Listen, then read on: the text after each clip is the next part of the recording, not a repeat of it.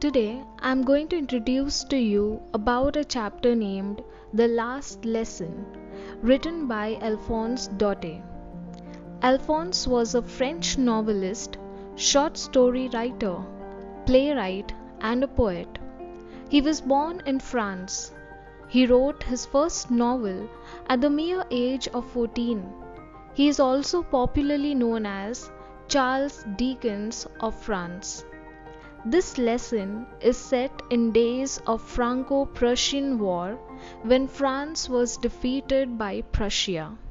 Franco here means France and Prussian means Prussia. As we know, France is still a huge nation. Talking about Prussia, it was a very huge and powerful nation which included Germany, Poland, and some parts of Austria, which now exist on world map as different countries. It was previously altogether known as Prussia. A war took place between France and Prussia, wherein Prussia won the war. At that time, the military leader of Prussia was Bismarck. As France lost the war, they had to negotiate and thus give away two districts of France, which was Alsace and Lorraine. There comes in an order from Berlin that there will be only German taught in these two districts, and the Prussians banned the teaching of French language in schools of these two districts. Thus, the French teachers were forced to leave. This chapter revolves around a small incident which took place in Alsace and Lorraine, which limelights to us few main themes. The first theme is about the impact of war on the lives of people, which means when there is a war in a country, it does not only affect the economy or the policies of the country, but it also changes and affects the lives of people.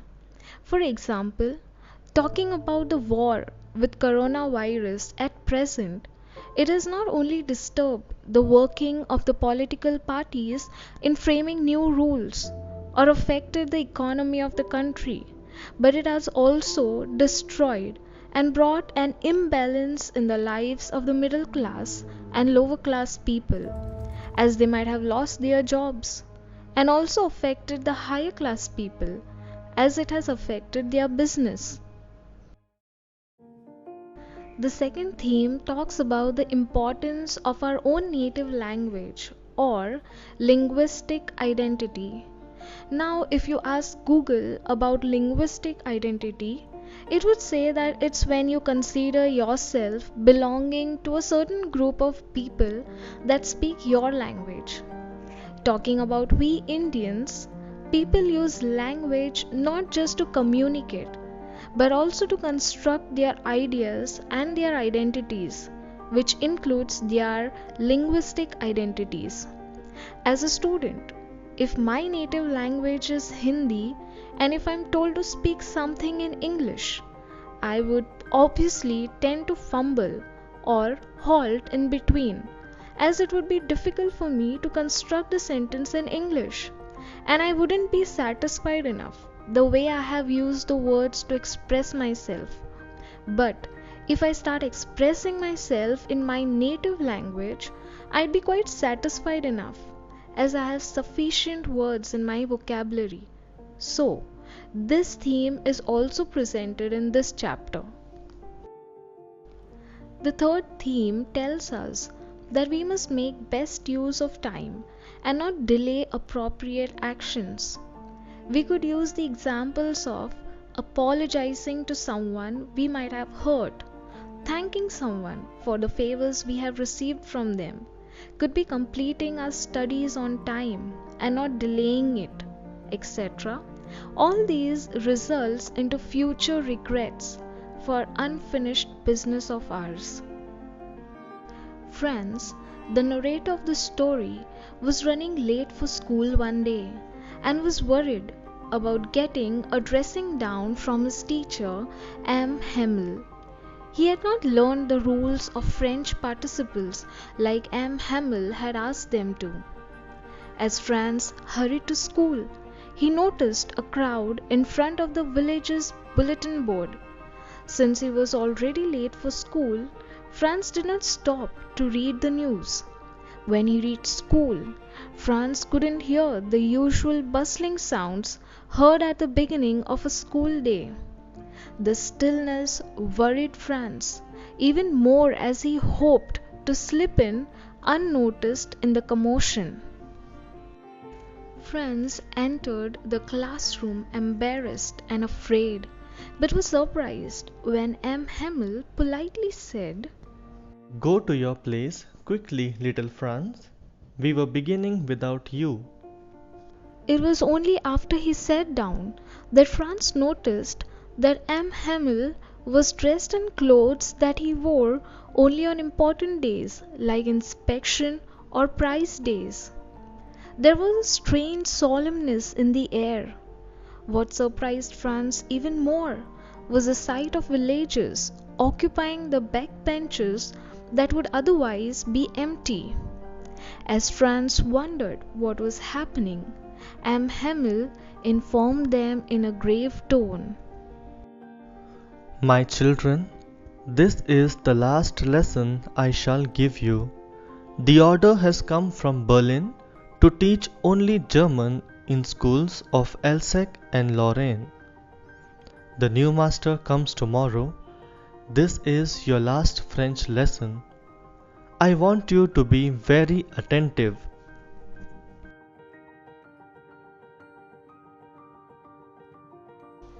Since Germany took over Alsace and Lorraine after the war, it had been ordered that only German would be taught in schools. Franz was shocked by the announcement and realized why the atmosphere was so serious that day. He was filled with regret and wished he had paid more attention to his studies instead of fooling around. His books no longer felt like a nuisance, and he realized he would miss the cranky old M. Hamel. Then he heard his name being called out of recitation. Completely unprepared, Franz made several errors as soon as he began, and stood there feeling terribly ashamed. Again, instead of scolding Franz, M. Hamel spoke about the general tendency in the village to put off learning. M. Hamel told Franz, "I won't scold you, little Franz. You must feel bad enough. See how it is. Every day we have said to ourselves, 'Bah, I have plenty of time. I'll learn it tomorrow.' And now you see where we have come out. Ah, that's the great trouble with Alsace. She puts off learning till tomorrow. Now these fellows out there will have the right to say to you, 'How is it you pretend to be Frenchmen, and yet you can neither speak nor write your language?' But you are not the worst, poor little Franz. We have all a great deal to reproach ourselves with." the Prussians could now mock them for not knowing to speak and write their own language. M. Hamel went on to say how it was not just Franz's fault. Franz's parents were guilty too, for they preferred that he work on a farm or at a mill than attend school. He confessed that he himself acted irresponsibly when he gave students holidays so that he could go fishing. He then spoke about how French was the most clear and logical language, and how they must guard the language. By doing so, they would have retained at least one part of their freedom. While they continued with the lessons for the day, Franz found himself paying attention to every word that M. Hamel uttered. M. Hamel, too, thought with a zeal like never before. At one point, Franz looked up from his work and saw M. Hamel gazing at everything as if he was trying to take a mental photograph of everything he could see. It was a deep emotional moment for M. Hemmel to leave behind 40 years of hard work. Even the villagers seemed to be overcome with emotion. Finally, when the lessons ended, M. Hemmel stood up to speak, but words were stuck in his throat. He only managed to write Vive la France, which means Long live France, on the blackboard and dismissed the class with a wave of his hand. The story captures the emotions of those people who have suddenly lost the right to persevere one of the most significant parts of their culture, their mother tongue. Let us now have a quick overview of the character sketches of the characters. Franz was a student in a school in Alsace. Instead of going to school, he preferred to enjoy the beauty of the nature, the bright sun, and the chirping of the birds. He was always in fear of his teacher's terrible ruler. He realized the importance of French language and a French teacher when the orders came from Berlin banning the teaching of French in schools and replacing it by German. Until this day, France had never bothered to complete the work set by M. Hemmel and thus was unable to learn any French at all. As a result, French frightened him even more. But now that he knew he would not be able to learn any French, he was filled with remorse. Thus, new-found love for his mother tongue made him respect his teacher immensely.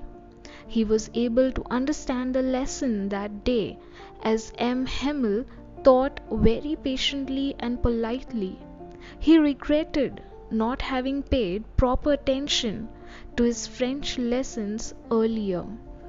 M. Hemmel was a teacher of strict discipline. He is portrayed as a typical schoolmaster who always kept his terrible ruler by his side. Students were afraid of his cranky nature and iron ruler. He was a true patriot and a sincere teacher who served the school for 40 years with dedication. Though he was a strict taskmaster, he was respected by his students and the villagers both. He was shattered when he received an order from Berlin to vacate his place to make room for a new German teacher. He remained upset during his last class. The notice changed his behavior. In his last class, he was rather very polite and patient. When Franz was not able to recite his lesson correctly, instead of scolding him, he just made him understand the importance and relevance of learning one's mother tongue. He deeply loved and respected Franz and considered French as the most important and beautiful language in the world. While delivering the last lesson, he asked his students to cherish the beauty of their language forever and that important things should never be postponed as time flies very fast. Through this story, the last lesson, Alphonse brings to light the intense love and pride people feel for their own language and culture. It also brings forth the fact that a victorious country asserts its power on the vanquished country by imposing many restrictions. The story also highlights the human tendency to defer learning something under the complacent assumption that there shall always be enough time to learn later. The writer aims at making the readers understand the value of time, freedom, and peace.